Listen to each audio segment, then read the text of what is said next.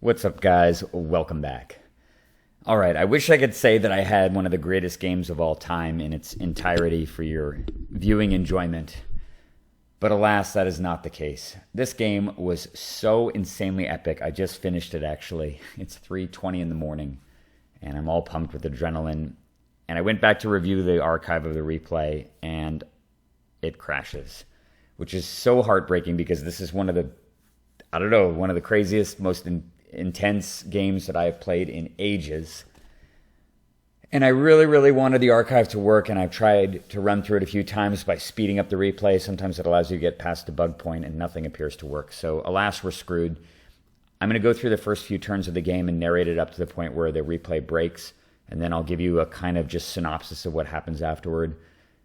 I know that's not perfect, and will only give you a sense of just how awesome the game was, but at least it will give you some semblance of what just transpired. I'm up against this guy, Deadhead444, and I actually, right before this game, I went back and looked and noted with some amusement that I literally haven't lost a game of Commander online since late July, which is roughly 110 games, I think, consecutively without losing.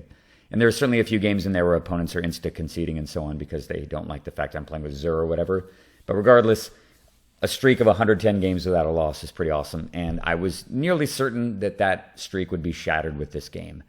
Sit back and watch what transpires. I'm playing Azami because I've been playing this over the last couple days. And he is playing Azami's ultimate nemesis, Thada Inquisitor. I have... First opening hand is completely useless, and I mulligan into this hand quite quickly, which is borderline unplayable, but it does have a Mox Diamond into Sensei's Divining Top. I figure with the top and being able to dig 3 deep, and I believe I'm going first, that I have a reasonable shot at mobilizing and getting the Trinket Mage online before he can get Thada out, and I might actually have a reasonable chance also of not playing basic islands and being able to actually block his commander. Karn is an easy tuck to the bottom, and I do have Force of Negation to protect me against an early Soul Ring or Mana Crypt, and he might keep a draw where he can't cast that Adele, and I can disarm it with the Force of Negation and stall long enough to actually get some mana into play. So probably a pretty speculative keep. I probably should have mulliganed to 5, but I just kind of had faith in this Divining Top to deliver the goods, so I went with it. We'll see how it goes. All right, so I'm going to lead with the Mox Diamond. And in retrospect, this was probably a mistake too. I guess I really didn't have a way to reshuffle anyway. I was thinking if I keep the Prismatic Vista, I can reshuffle if the top yields no goods, but I have to cast the top off one or the other, and I don't really have a choice. So I'm going to leave with the diamond. That shrinks my hand size down and means if I do fail to draw land for a few turns, I at least don't have to discard. But hell, what are the chances there's no land on top at all, right? And he actually double mulligans, which gives me some semblance of hope. He's got an island and nothing. All right, top deck a land. All right, that's a Thought Vessel. All right, peek at 3. Blank, blank, blank. No land in the top 3. Good Lord. Well, at least it's not as bad as brainstorming stuff on top of your deck and knowing you've got blanks forever. At least with the top, I can use it next turn and maybe there's an island there. Either way, I'm pretty right screwed, particularly if he's got 3 islands. And there's the second one. All right. Well, I know the Martyr's on top. And rather than casting the Martyr, which I know I can't even activate for a few turns, there's no way for me to play the Martyr and use it to stop Thada Adele. So I've got to just dig and hope that there's either Force of Will on top of my deck or at least an island. And there is at least a Reliquary Tower to go with my Thought Vessel, but that is not the land I'm looking for. And I'm going to, of course, draw it anyway. And now I got to just cross my fingers and pray he doesn't have a third land, and instantly he does. And I'm hoping he plays something besides this thing, and he plays that instead. So, yeah, I feel like I'm pretty right screwed here. I mean, really, what can I do? I can play Thought Vessel and Divining Top. And interestingly enough, though, if you notice, I have no islands in play, and I've got a 2/2 blocker, which is quite nice, actually. So he's going to Thada Adele me and take at least Soul Ring or Mana Crypt, probably.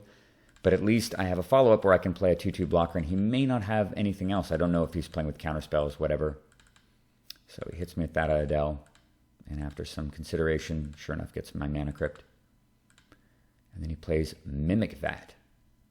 Well, I'm very happy to see that. provided that nothing dies. It does certainly make the Trinket Mage blocking Thada Adele a lot worse, because then he'll have the ability to make Trinket Mages every turn for a while. But decks usually play a finite number of 1-mana artifacts anyway, so it's not really the end of the world, and at least it keeps this thing off the board and keeps it from stealing more critical things.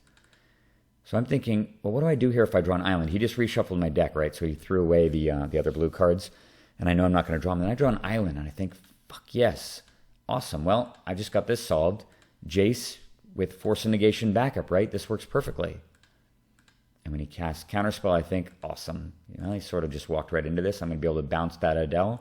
Problem solved, right? And I cast my Force, and it says pay 3. And I go, that's weird. Let me try that again.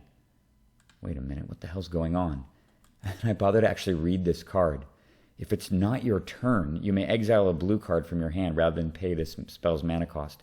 And I have literally never, ever wanted to cast Force of Negation on my own turn, and I've never had this come up before. You can't pitch it on your turn. Unreal. So I set up this play thinking it was going to work perfectly, and I just walk right into his counterspell, and now I've lost my Jace, and I played an island, and I'm totally screwed now.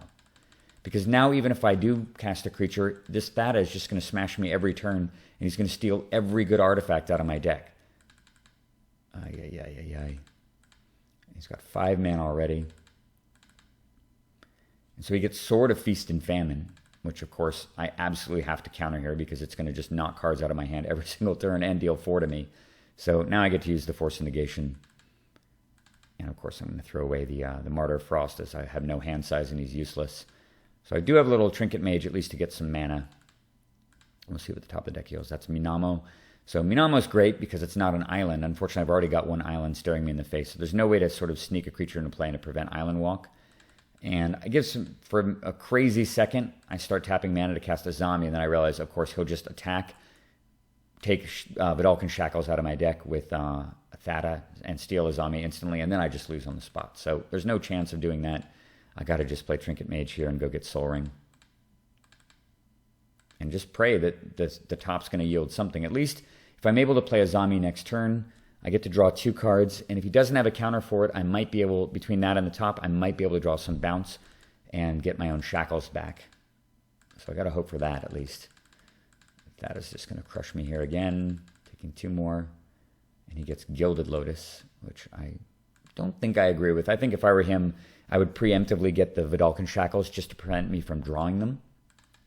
But this at least allows him to develop his mana some more while simultaneously being able to represent a counterspell. So I'm going to use the top in response here, hoping maybe I'll get something like a Remand to return the Lotus to my own hand, which would be pretty sweet. And on top of my deck, I see none of these cards, actually. It was, I don't even quite remember, but it was not Copy Artifact Island in Preordain.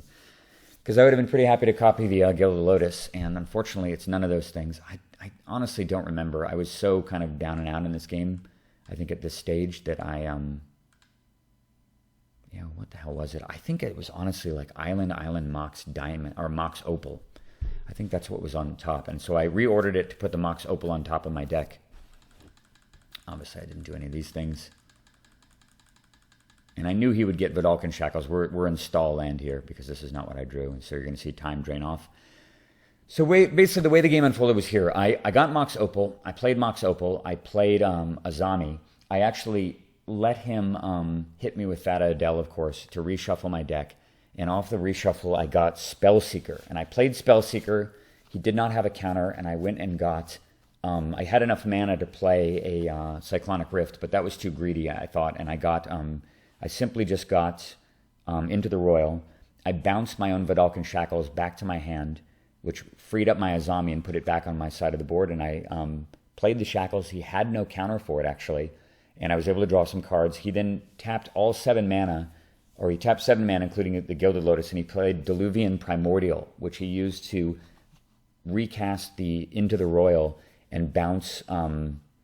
He bounced my Shackles back to my hand, but he was mostly tapped out, and so I simply just replayed the Shackles and stole my... I didn't even have to steal my Azami back, but I had the Shackles untapped to steal his Thada Adele, and I drew some more cards, and then on his turn he played a Clever Impersonator, and I didn't have a counterspell for it available. Oh, that's right. On my next turn I played the Mystic Sanctuary, I think it's called, and I put the Force of Negation back on top of my deck so that I would have an answer to a spell he played. And unfortunately, his next spell was a Clever Impersonator, which he used to copy my Vidalcan Shackles. He immediately tried to steal Azami, and I tapped out to draw cards. And I did hold off his Thada Adel with the Shackles, which prevented him from hitting me with it. But at that point, obviously, I had to untap the Shackles, which relinquished control of Thada Adel and allowed me to steal Azami back again. And I drew some more cards off Azami because I had both her plus Trinket Mage plus the Spell Seeker. And I drew into... I definitely drew the Patron Wizard at one point. And I used Patron Wizard to draw more cards and drew into... I got the 2-1, the Kai Buddha promotional card. The name is, it's just late and the name is eluding me right now.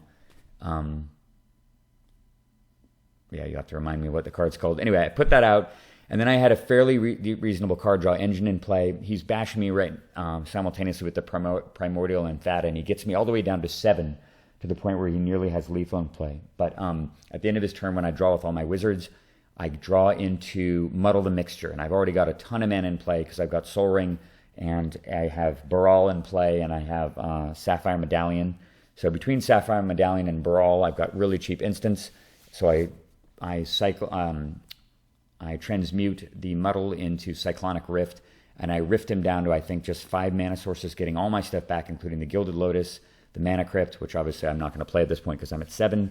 I have to throw the Mana Crypt away, but I have a full board with about 6 wizards in play, including the the 2-1 that allows me to sack wizards to draw cards. To counter spells. And he plays a Phyrexian Metamorph, which I just sack a creature to counterspell with a bunch of Azami draws on the stack.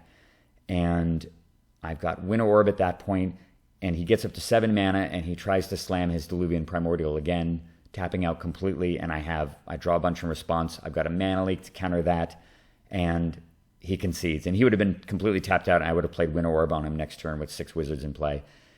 And that was the end of the game, and it was game over. Victory number 110. You'll see, actually, if I just fast forward here, eventually the clock is going to disintegrate. Let's see if I can get that to happen. You can see the time leaking off the clock right now. It's still going, still going. And I really wanted to narrate this game while it was still somewhat fresh in my mind. Oh, look, actually, the game proceeds here. And you'll see me doing a bunch of nonsensical stuff because it's trying to... it draws a copy artifact, which is not what I actually had in hand. I think that was just a Mox Opal. You see him like tapping some mana to do some nonsensical things. Yeah, just in my turn. I cast the Mox Opal, I think, that turn. Yeah, keep going there, bro. It's a bunch of times going off his clock. This is what happens when the replays get desynced. I'm not sure what I'm tapping mana for there. Oh, that's to Vidalcan. That's used to Vidalcan Shackles to steal the Thada, I think. I believe that's what's happening because we're like much further down in the timeline here. It's at 49 minutes. So weird things are happening. What is this 5 mana thing here? This might have been the Diluvian Primordial turn, perhaps. I think that actually was. Yeah, there's just more time leaking off the clock. And I think I won at about 44 minutes. Oh, come on. What the hell's going on here? And the replay's so confused. Astonishingly, they have still not fixed this bug. It's just baffling, utterly baffling. Back to his turn. I'm surprised it actually hasn't seized up yet. You can just see like random things, random mana being tapped. It makes no sense. I think this is me much later in the game casting Sapphire Medallion off those 2. In fact, that's what that is. Tapping 2 generic to cast Sapphire Medallion. I remember that happened. And then a few turns later, Deadhead 444 has conceded the game. Victory achieved. Against all odds, against a broken replay archive. Just amazing. I was so happy to win this game. It was one of the most glorious games I think I've played in a long time. And unfortunately, I had to narrate probably 60% of it, and you guys didn't get to see it. But use your imagination. Imagine all those plays that I made. And yeah, victory 110 in a row achieved. Hopefully there'll be many more, and the replay archiving will cooperate. Hope to see you guys soon. Have a good night.